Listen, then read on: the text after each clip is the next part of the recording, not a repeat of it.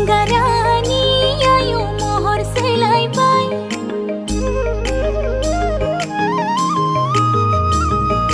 रानस्राव बुहुमा आयु थाजिम जाबाय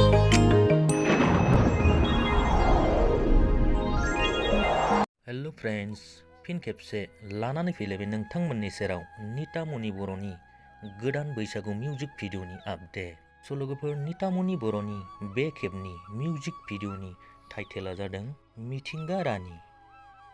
बे मिउजिक भिडिअआव फाव खालामदों अनजिमा बर', मेथाइखौ रोजाबदों नीतामणि बर', कनसेप्ट डाइरेक्शन आरो करिय'ग्राफ खालामदों मलेन नार्जारी। स' लोगोफोर बे भिडिअखौ नोंथांमोना धोनस्री फुंखा प्रेजेन्ट इउटुब चेनेलाव नायहैनो हासिगोन। लोगोसे फुल भिडिअनि लिंकखौ डिस्क्रिप्शनावबो होनानै दोननाय जाबाय लोगोफोर, बेवहायबो थांनानै नोंथांमोना नायहैनो हासिगोन। स' लोगोफोर बिदिनो गोदान गोदान आपडेट मोनबाय थानो थाखाय अन्नानै चेनेलखौ साबस्क्राइब खालामनानै लादो। लोगोसे भिडिअखौ मोजां मोनदोंब्ला लाइक खालामनानै गालांदो लोगोफोर। Thank you.